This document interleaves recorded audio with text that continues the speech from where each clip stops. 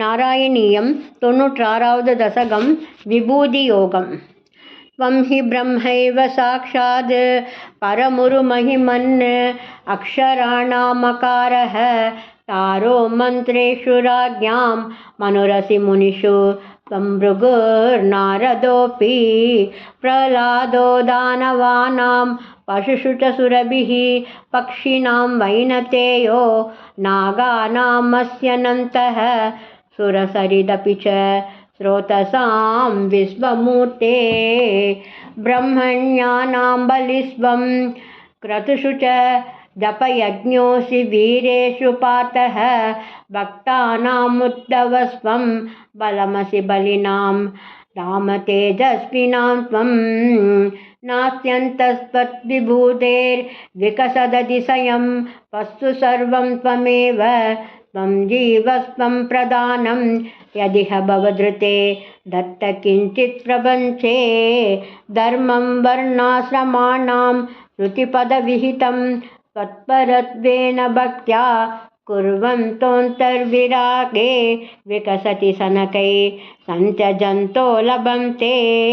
सद्दा स्फूर्तिप्रियत्वात्मकमखिलपदार्थेषु भिन्नेष्वभिन्नं निर्मूलं विश्वमूलं परममहमिति त्वद्विभूतं विशुद्धं ज्ञानं कर्मापि भक्ति त्रिदयमिह भवत् प्रापकं तत्र तावत् निर्विण्णानामशेषे विषय इह भवेत् ज्ञानयोगेऽधिकारः सक्तानां कर्मयोग वैः विनिहितो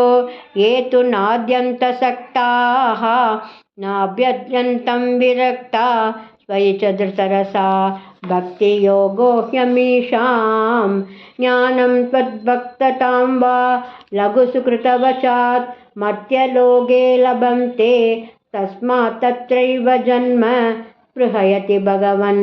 नाकगो नारको वा आविष्टां मां तु दैवात् भवजलनिधि पोतायिते मर्त्यदेहे त्वं कृत्वा कर्णधारं गुरुमनुगुण वादायितस्तारयेताः अव्यक्तं मार्गयन्तः ऋतिभिरपि नयै केवलज्ञानलुप्ताः क्लिश्यन्ते दिवसिद्धिं बहुधरजनुषामन्त एवाप्नुवन्ति दूरस्थः कर्मयोगोऽपि च परमफले तन्वयं भक्तियोगः वामूलादेयहृद्य वरितमयि भवत् प्रापको वर्धतां मे ज्ञानायैवादियत्नं मुनिरभवदते ब्रह्मतत्त्वं तु शृण्वन् गाढं त्वत्पादभक्तिं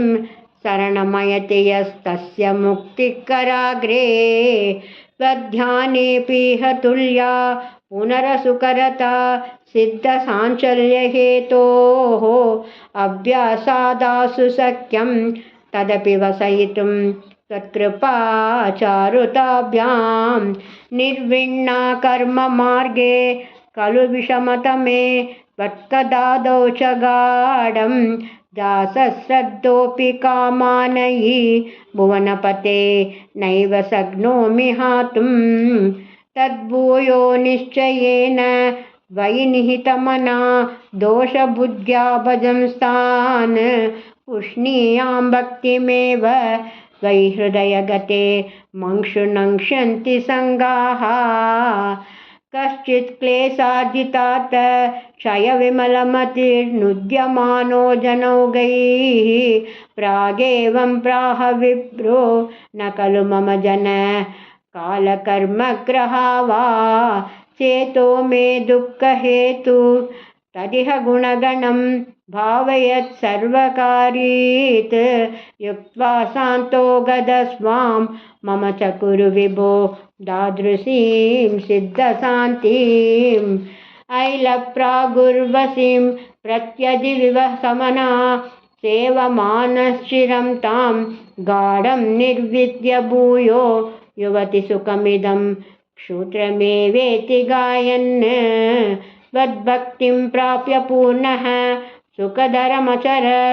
तद्वदुद्धूय संगम भक्तोत्तम संक्रिया मां पवनपुरपते हंतमेरुन्दिरोगात्।